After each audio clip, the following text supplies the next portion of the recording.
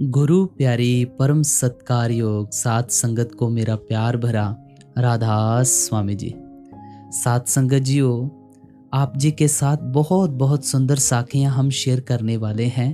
आप जी से विनम्र बेनती है, साखियां और सत्संग सुनने के लिए आप चैनल को ज़रूर सब्सक्राइब करके ऑल नोटिफिकेशन बेल दबा दीजिएगा, ताकि आप ऐसी प्यारी प्यारी साखियां इस चैनल के ऊपर सुन सकें।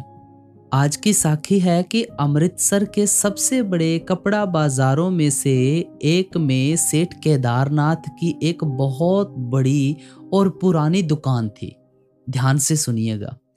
उनका नाम सिर्फ शहर में ही नहीं बल्कि दूर दूर तक ईमानदारी और कारोबार की समझ के लिए मशहूर था।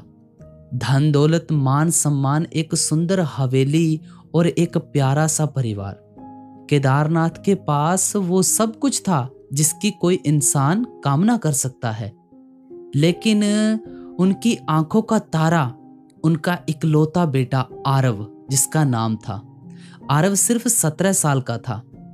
लेकिन उसकी समझदारी और विनम्रता के चर्चे हर कोई करता था।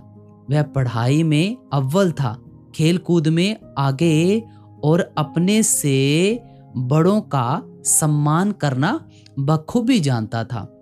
केदारनाथ जब भी आरव को देखते उनका सीना गर्व से चौड़ा हो जाता।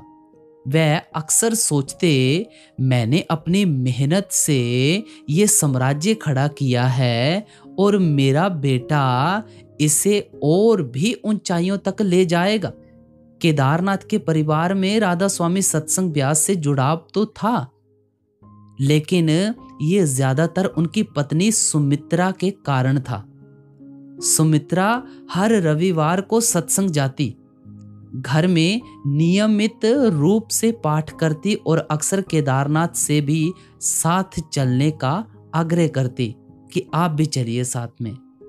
केदारनाथ कभी कभार चले जाते थे, लेकिन उनका मन कारोबार और बेटे के भविष्य की योजनाओं में ही उलझा रहता।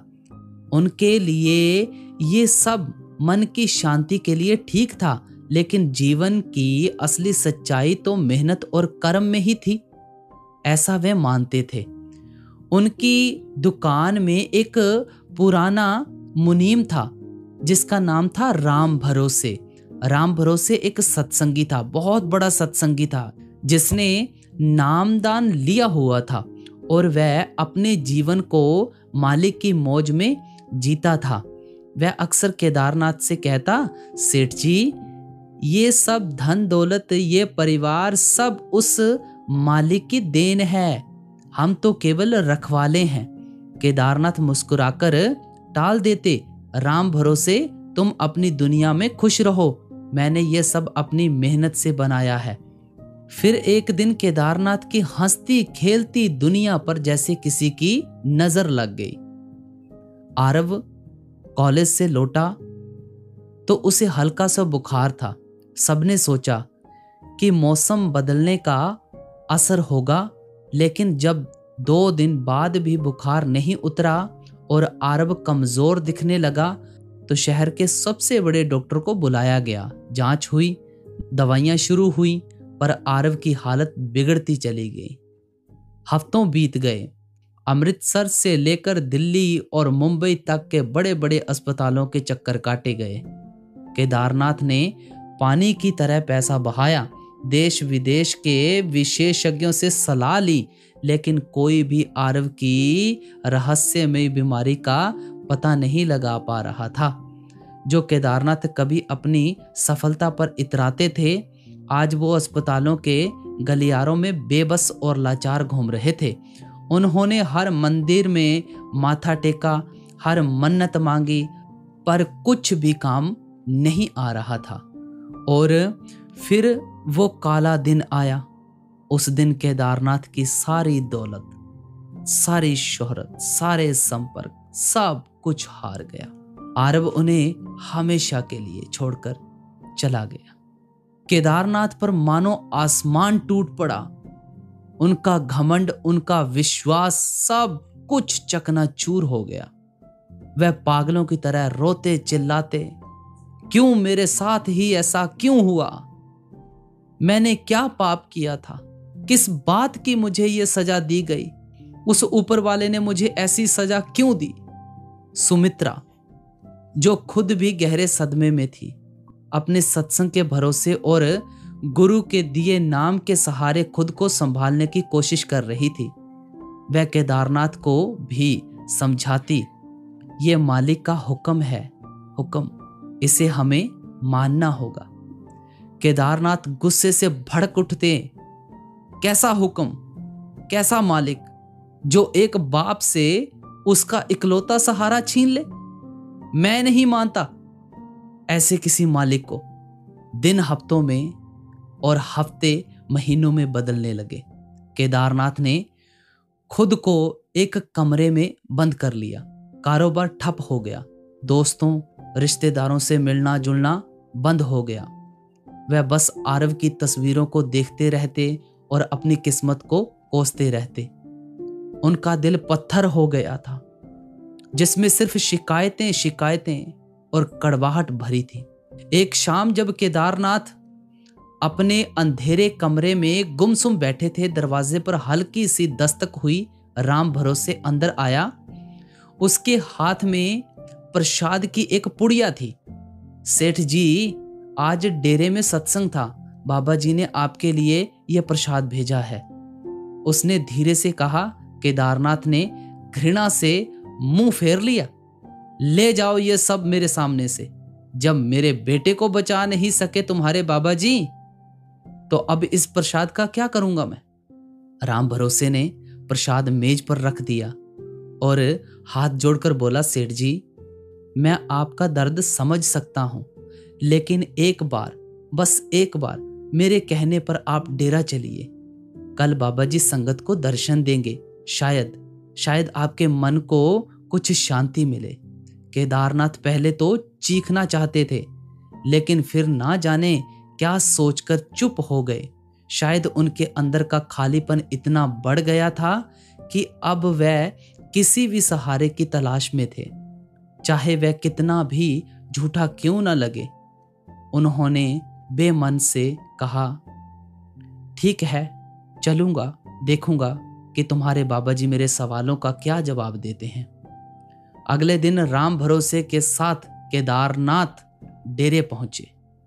वहां हजारों लोगों की भीड़ थी, लेकिन एक अजीब शांति थी। सब चुपचाप अनुशासन में बैठे थे। केदारनाथ को यह सब ढोंग लग रहा था। वह भी एक कोने में बैठ गए, मन में शिकायतों का तूफान लिए।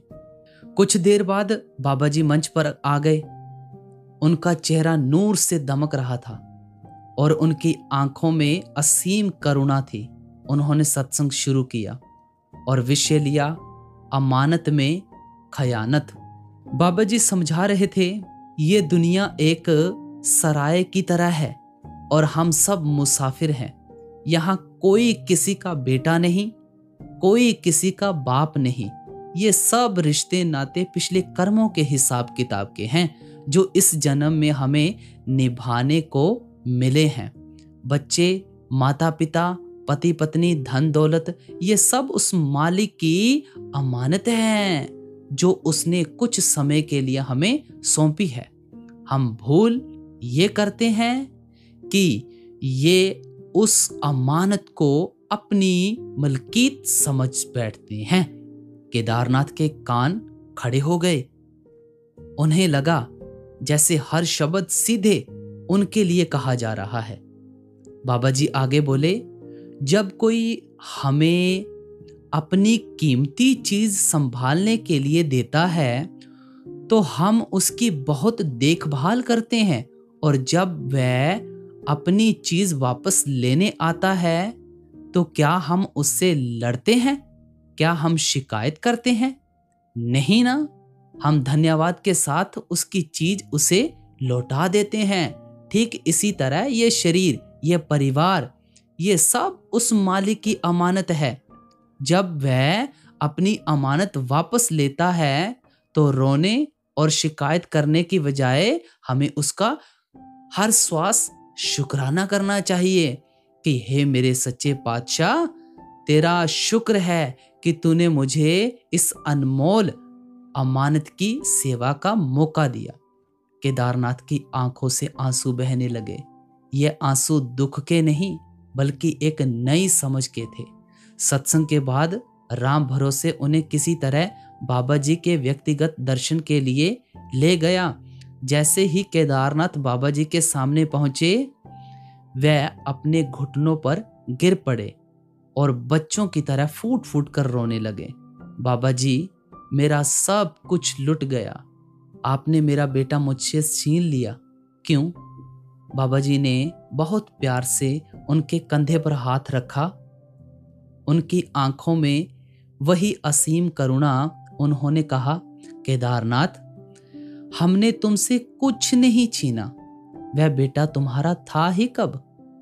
वह तो उस मालिक की रूह थी, एक पाक आत्मा थी जो अपना कर्मों का लेखा जोखा पूरा करने तुम्हारे घर आई थी। तुमने उसे मेरा बेटा यानी अपना बेटा समझा, यही तुम्हारी भूल थी। वह तो मालिक की अमानत थी भाई, जो कुछ समय के लिए तुम्हारे पास थी। जब अमानत का समय पूरा हो गया तो मालिक ने उसे वापस अपने पास बुला लिया। बाबा जी ने आगे कहा, तुम उसके शरीर के जाने का शोक मना रहे हो, लेकिन उसकी आत्मा तो अमर है। वह अपने नए सफर पर निकल चुकी है। तुम्हारा ये शौक, तुम्हारी ये शिकायतें उसे आगे बढ़ने से रोक रही हैं। अगर तुम सच में उससे प्यार करते हो तो उसे आजाद करो और खुद को भी इस दर्द से आजाद करो। उस मालिक से नाता जोड़ो जिसने उसे भेजा था। जब तुम स्रोत से जुड़ जाओगे तो बूंद का बिछड़ना तुम्हें दुख नहीं देगा।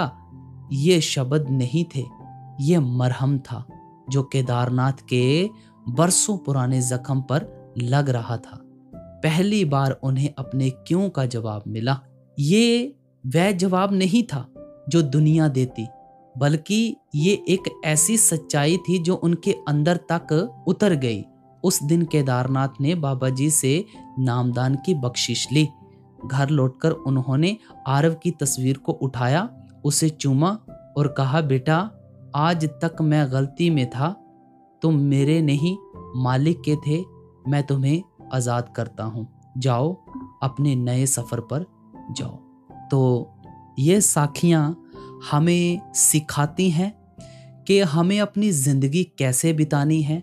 अगर हमारे ऊपर ऐसी कोई सिचुएशन आ जाए, हमने इसको एज अ प्रेरणादायक साखी समझकर अपने जीवन में उतारना है और जो भी इसमें हिदायतें दी गई हैं हमने उसको फॉलो करना है। तो इस साखी को ज़्यादा से ज़्यादा अपने सत्संगी प्रेमियों के साथ शेयर करें और ऐसी ही और साखियाँ हमारे इसी चैनल के ऊपर हैं। सत्संग तो डेली यहाँ इस चैनल के ऊपर पोस्ट किए जाते हैं मॉर्निंग 5 बजे के करीब। बहुत सारी साखियाँ, एक बार जाकर चैनल पर देखें, बहुत सारी साखियाँ मिल जाएंगी। तो इसी के साथ हम आपसे इजाज़त लेते हैं। राधा स्वामी सभी को।